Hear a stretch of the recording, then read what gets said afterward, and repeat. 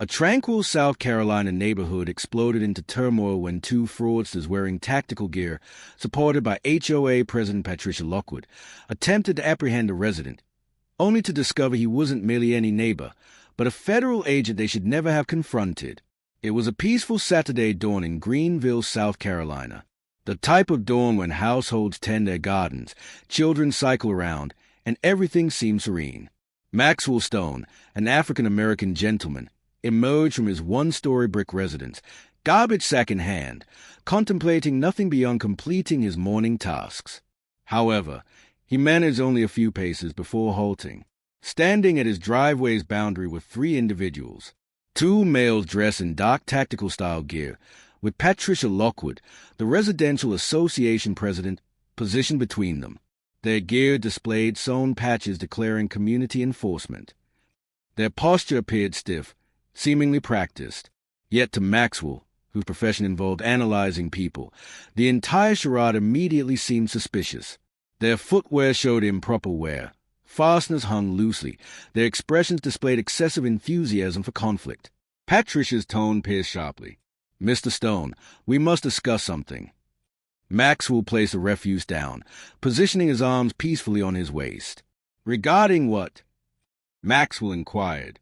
One individual advanced, towering, fair-skinned, bald-headed, reflective eyewear concealing his gaze. "Community enforcement," he stated monotonously. "You're violating residential regulations. We're present to hold you until authorities arrive." The statement fell heavily. "Hold me," Maxwell repeated, his inflection quiet, nearly entertained. Patricia crossed her arms firmly. "You've disregarded numerous notifications. This situation has escalated excessively. We cannot permit someone sabotaging our community standards. These individuals ensure your compliance." Maxwell's attention shifted from her to the two supposed officers. His tone remained composed, yet sharpened with determination, and precisely what accusations exist. The second individual, shorter, stocky, sporting an unkempt beard, retrieved a creased document from his gear. Property infractions, non-adherence to HOA directives, unauthorized driveway alterations, noisy gatherings. The catalog continues. Maxwell nearly chuckled. "Therefore, you believe that grants you permission to enter my property, and what terminology did you use?" "Hold me." The taller one's jaw clenched. "Correct. You may accompany us willingly or we'll complicate matters." Momentarily, the atmosphere seemed suspended. Window coverings moved in surrounding homes. Residents observed. Mobile devices likely captured everything. Maxwell's words penetrated the quiet. "No such entity as community enforcement exists. You aren't law enforcement. You possess no jurisdiction here, and presently you're trespassing." Patricia's face reddened. "Don't lecture me about jurisdiction, Maxwell. We've received legitimate grievances, and I refuse to allow this neighborhood's deterioration because of you." Maxwell maintained his calm tone. He didn't require volume. His statement landed like an alert as he declared, "You selected the incorrect driveway today." The taller individual took an aggressive stride forward, footwear grinding against the pavement. "Sir, don't complicate the situation," he stated, voice inflexible. "You're being uncooperative. That grants us escalation rights." Maxwell's expression curved, resembling a grin. "Escalate? You're positioned on my property without credentials, lacking legal jurisdiction, and clueless about your predicament's severity. You have 30 seconds to retreat before regretting this performance." Patricia turned toward him sharply, annoyance igniting. "You believe intimidation improves this? You've dismissed correspondence, warnings, penalties. The HOA maintains neighborhood safety and respectability. Individuals like you." She halted mid-statement, her mouth tightening as though nearly exposing too much. "Have you witnessed someone manipulate authority, not for community protection, but for domination? Before continuing this narrative, inform us of your viewing location. Share in the comments. We appreciate seeing it. And if you believe nobody should abuse power for personal prejudice, press that like button and subscribe to Story Arc because genuine leadership involves service, not dominance." Maxwell observed instantly, his gaze sharpening. "Individuals like me, correct? Exercise caution completing that concept, Patricia. The bearded individual fidgeted. Listen, this needn't become unpleasant. Simply accompany us. We'll await the officers. Resolve it. Perhaps they'll show leniency. Officers? Maxwell questioned directly. Amusing word selection because the only supposed officers visible are you two jesters in counterfeit gear pretending to possess authority. The tall one tensed. His companion glanced at Patricia anxiously. She persisted stubbornly. These individuals are authorized by the HOA Board of Compliance Enforcement. We needn't respond to you. Maxwell laughed quietly. Hear yourself. You brought two adults in discount tactical equipment to enforce regulations. That's not legal procedure. The spectators surrounding them multiplied. Maxwell reduced his volume for the fraudsters, yet audibly enough for the neighborhood. You desire genuine authority? It requires training. It demands law. It needs accountability. And actual police will find the charade very interesting. Uncertainty flickered across the tall individual's features, yet he advanced until inches from Maxwell. If you resist, we'll restrain you. Don't challenge me. I've encountered cartel muscle less reckless than you, Maxwell stated calmly. Step back before this becomes irreversible. Patricia attempted rallying. Why should others follow rules while you act freely? We maintain a system, Maxwell. We have structure. If you won't honor it, perhaps you don't belong here. Honor isn't compelled through fake police and intimidation, he responded, stare fixed on her. It's earned, and this isn't about regulations. It's about dominance. That statement resonated down the street like a judgment. Residents nodded. The bearded impostor perspired, wiping his forehead. Perhaps we should retreat to the street, he murmured. No, the tall one snarled. We're staying. From the sidewalk, a youth raised his device higher. Maxwell recognized him. Victor Tyler from several houses away. Hey, Mr. Stone, I'm broadcasting live. Thousand watch. The tall impostor jerked his head toward the youngster. Lower that, he commanded, stepping toward him. Wrong decision.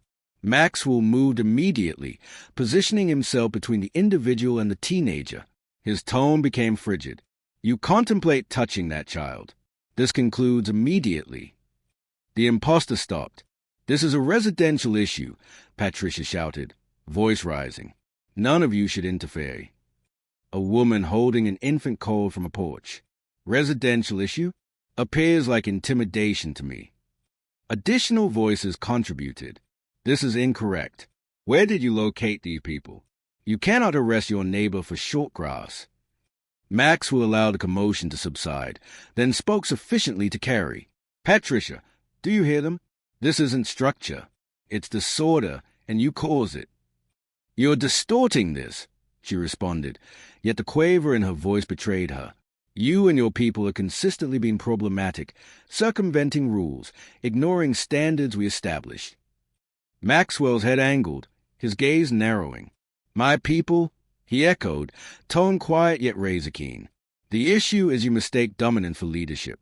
They're different, Maxwell stated. Then another murmur wave. The bearded impostor leaned toward his associate. We should depart.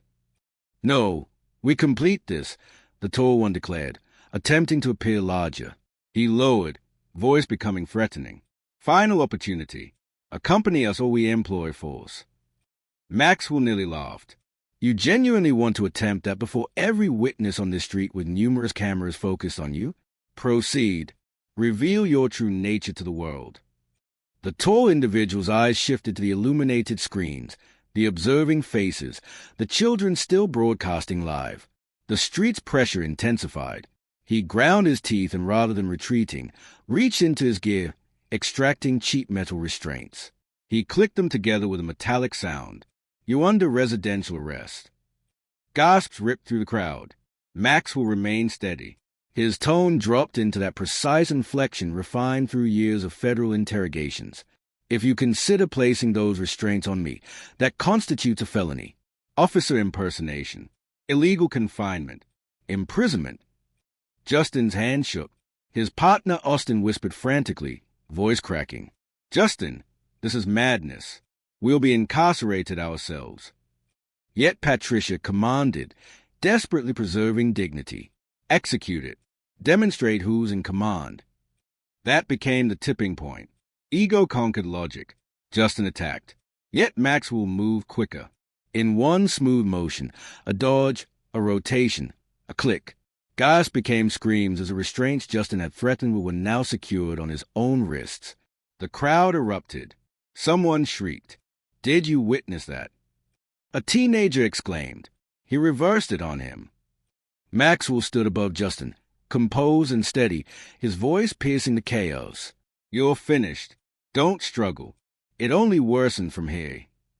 Patricia's complexion paled completely. "You cannot arrest him," she screamed. Maxwell's response was sufficiently cold to quiet her. "You're correct. I cannot. However, I can hold him until legitimate law arrives."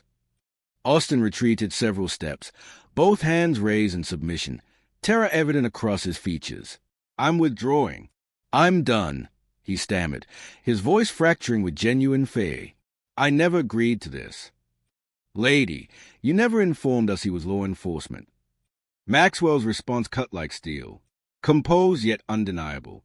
"That's because she was unaware." Patricia blinked, her assurance wavering, completely surprised. "What? What are you discussing?" Maxwell adjusted his grip on Justin with one hand, stable and unshaken. With the other, he reached into his rear pocket and withdrew a weathered leather wallet. In one fluid movement, he opened it for everyone to observe. The golden badge captured sunlight gleaming beneath the dozens of phone cameras directed at him. "I'm Special Agent Maxwell Stone," he announced, his voice echoing across the neighborhood. "Federal Bureau of Investigation." The word struck harder than any physical force or intimidation. Residents gasped and silence descended, the type of silence indicating everything had fundamentally transformed. The individual they assumed was merely another resident had revealed himself as a federal agent. Maxwell's attention never departed from Patricia, his tone composed, yet inflexible. "You entered my property with fraudsters. You believed intimidation would provide control, yet you failed to investigate. You had no knowledge of your opponent." Patricia opened her mouth to retaliate, yet before she could, the sound of genuine sirens echoed down the street. Blue and red illumination pierced the silence. As a patrol vehicle arrived, two officers emerged quickly, hands positioned near their weapons, attention focused on the scene. An individual restrained on the driveway, another removing a vest, and a neighborhood crowd advancing with cameras raised. The tension was razor-sharp. Maxwell didn't hurry. He stood upright, adjusting his grasp on Justin's restrained wrists, then slowly raised his other hand, the leather wallet unfolding with intentional composure. The golden badge caught sunlight flashing like a verdict. "Officers," he began, his voice steady, authoritative, the type of tone conveying command without requiring volume. "Special Agent Maxwell Stone, FBI." The neighborhood became still. Even the residents' murmurs ceased. He allowed the badge significance to register before continuing, each word deliberate. "The individual in my custody attempted law enforcement impersonation. He trespassed on my property, tried placing me under fraudulent arrest, and then assaulted me before dozens of witnesses." He turned his head slightly, indicating the phones raised on every porch and sidewalk. "Every moment was recorded. You will have abundant evidence." The officers exchanged a brief glance, then acknowledged. Respect appeared on their faces. Justin was lifted, still restrained, yet now the restraints were official. Austin removed his vest, discarding it like poison. "I'm withdrawing. I'll cooperate," he muttered. Then all attention turned to Patricia. The lead officer approached her. His tone was measured yet sharp. "Did you authorize these individuals to act as law enforcement?" Patricia stammered, her voice weak. I was merely attempting to maintain order." "Order?" Maxwell interjected. "You orchestrated a fraudulent arrest to intimidate your own neighbor. That isn't order." The crowd responded approvingly. Someone shouted, "We all witness it, Patricia." Another called, "You arranged this." Patricia's voice fractured as she shrieked, "You cannot arrest me. I'm the HOA president." The lead officer's response was ruthless. That title doesn't place you above the law. You're accompanying us." And immediately, Patricia, formerly the self-proclaimed neighborhood monarch, was escorted away beneath flashing red and blue lights. Residents who had previously feared her now turned away, shaking their heads. Her dominance had ended, and the entire street had observed it. Have you witnessed someone abuse their authority only to watch it collapse before everyone? And if you believe justice eventually reaches those who misuse power, press that like button and subscribe to Story Arkansas, because authority built on fear inevitably crumbles.